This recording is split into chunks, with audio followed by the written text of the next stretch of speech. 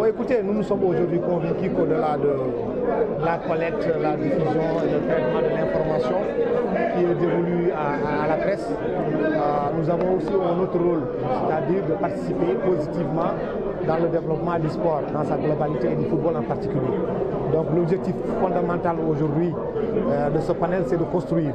Ça fait quand même 12 ans que la Ligue professionnelle a été mise sur les fonds baptismaux. Tout le monde se souvient de 2009. Nous avions même été associés en 2007 lors de ce fameux séminaire dont tout le monde se souvient qui s'était tenu à Saly. Depuis lors, nous avons accompagné cette ligue professionnelle-là en collectant, en diffusant et en traitant aussi bien dans la presse écrite, tabloïde, que ce soit sur les sites, que ce soit à la télévision et à la radio.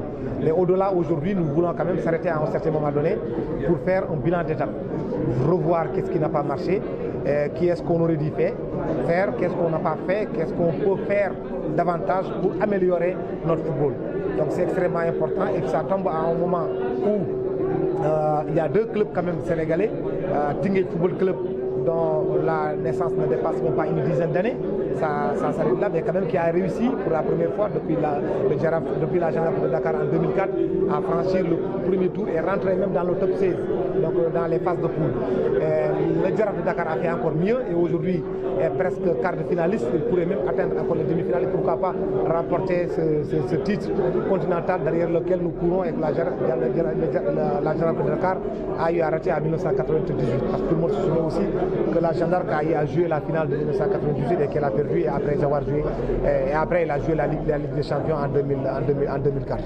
Donc notre rôle en tant que journaliste aujourd'hui, c'est de revoir tout ça, inviter d'éminents juristes comme le professeur Abdoulaye Sakho, mais inviter aussi la télévision parce que tout le monde quand même il ne faut pas qu'on réinvente la roue.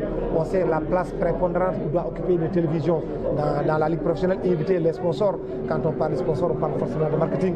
Je pense qu'en Afrique aujourd'hui, on ne peut pas faire mieux que l'expertise et l'expérience de Pape Massata Diack qui a eu à le démontrer avec l'épopée de l'équipe de 2002, qui a eu à le démontrer avec l'Île des Zaïre, qui a eu à le démontrer au niveau de l'Afrique du Sud, au niveau du Nigeria, au niveau du Tchad, un peu partout en Afrique. Mais aussi nous avons appelé des gens qui ont eu à travailler dans l'administration sénégalaise, comme Amsatou Fall, qui est aujourd'hui directeur exécutif de la Ligue professionnelle, mais également Mamadou Bal et un jeune confrère que tout le monde connaît aujourd'hui aussi, qui a accompagné cette Ligue professionnelle-là, Demba Varor. Donc à la fin des travaux, nous allons tout mettre dans un rapport et que nous allons déposer auprès du ministère des Sports, de la Fédération sénégalaise de football, de la Ligue professionnelle. Ça sera une sorte de contribution de l'ANPS pour le développement de notre football. Mais nous n'allons pas nous arrêter aussi du football, dans le football.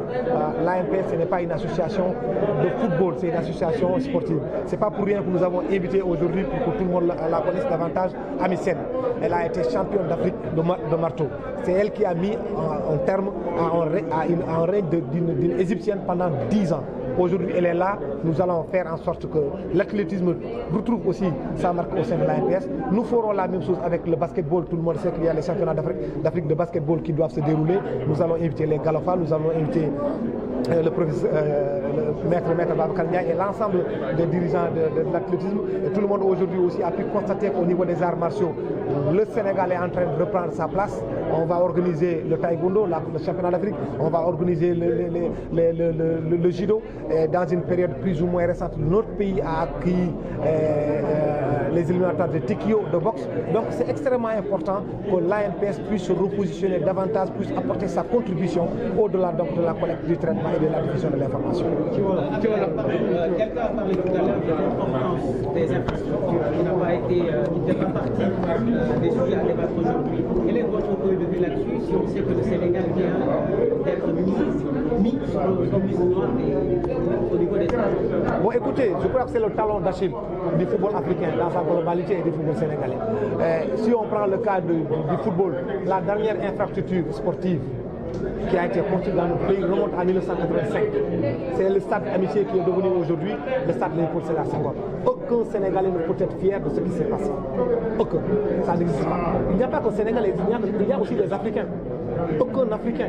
Aujourd'hui, je crois que cette sortie de la CAF devrait davantage pousser les autorités, qu'elles soient les autorités étatiques, l'État, que ce soit les fédérations, mais aussi la CAF. Il ne faudrait pas qu'on oublie. Aujourd'hui, la FIFA fait énormément de choses dans le développement du football africain. Mais la CAF, elle doit être une organisation fêtière extrêmement riche et qui va redéployer son argent pour le développement de ce football. Mais quand même, tout le monde sait que dans les pays comme le nôtre, l'infrastructure de base, les stades, c'est dévolu à l'État pour le moment. Parce que nos fédérations n'ont pas les moyens de leurs ambitions. Elles ne sont pas autonomes financièrement. Ce que nous attendons, c'est qu'il y a eu quand même quelque chose sur lequel aucun Sénégalais n'a été content. Même le département des sports n'a pas été content. Même le président de la République n'est pas content. Mais nous pouvons aussi comprendre qu'avec l'inauguration de notre stade qui est prévue au mois de décembre, au mois de janvier prochain en 2022, la réhabilitation des autres stades, le stade fédéral qui va être construit par la FIFA, notamment le stade de Diop, qui est l'épicentre du football sénégalais. D'ici 2022, moi je suis convaincu que le Sénégal pourrait devenir un top sportif dans la sous-région.